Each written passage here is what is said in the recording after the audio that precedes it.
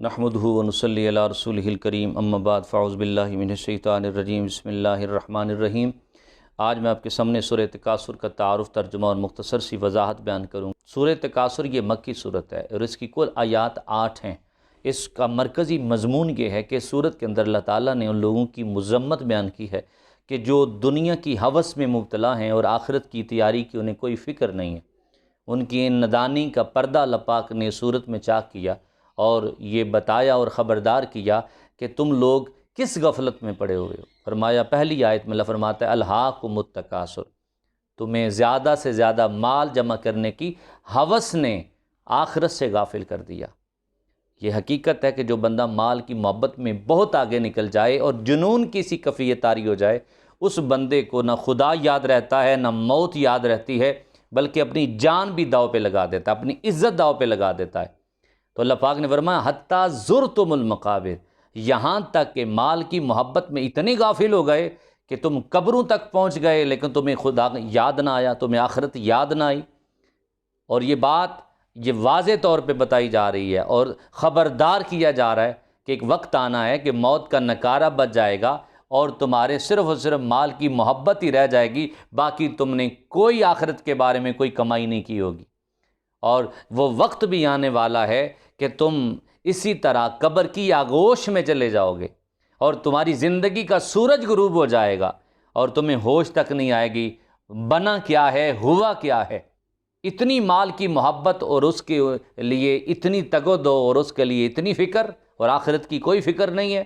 اور آگے فرمایا کلا سوف تعلمون ثم کلا سوف تعلمون، یہ تیسری آیت سے لے کے 8ویں آیت تک یہ اللہ پاک نے یہ ڈرایا اور دھمکایا کہ وقت آنے والا ہے کہ عن قریب تم مال و دولت یہ جو تم اکٹھا کر رہے ہو کہ تمہارے کام نہیں آئیں گے اور تم جان لو گے حقیقت کیا ہے۔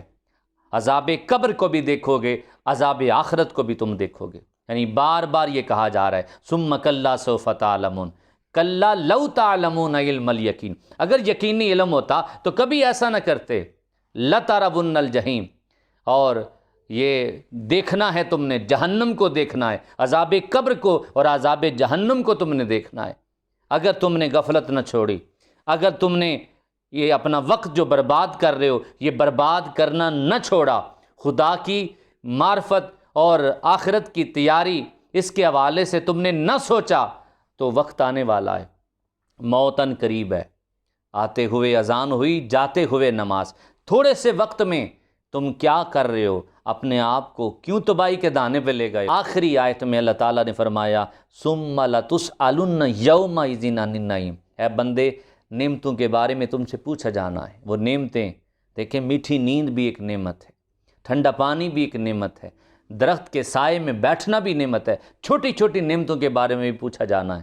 اور اتنی بڑی نعمتیں، تمہیں زندگی دے دی، تمہیں ایمان کی دولت دے دی، تمہیں ہر طرح کی جو ہے نا وہ زندگی کی آسائش دے دی، سر کے بالوں سے لے کے پاؤں کے ناخنوں تک اتنی نعمتیں تم گننا چاہو تو نہیں گن سکتے۔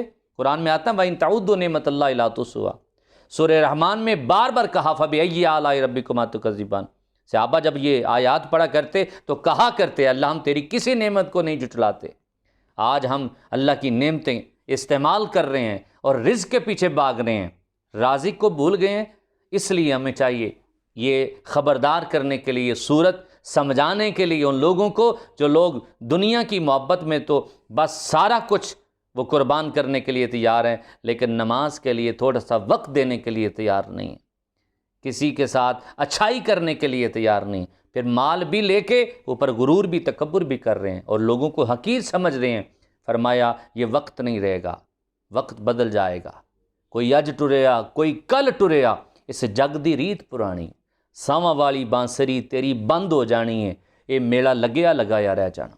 اللہ پاک نے ان لوگوں کو خبردار کیا جو صرف مال کی محبت میں اور مال کو اکٹھا کرنے میں ساری زندگی صرف کر دیتے ہیں اور خالق و مالک کو بھول جاتے ہیں اور زندگی کو تباہ و برباد کر دیتے ہیں، اور جس سے آخرت بھی تباہ و برباد ہو جاتی ہے۔ اللہ تعالیٰ ہمیں سمجھنے عمل کرنے کی توفیق عطا فرمائے۔ وما علینا الا البلاغ المبین۔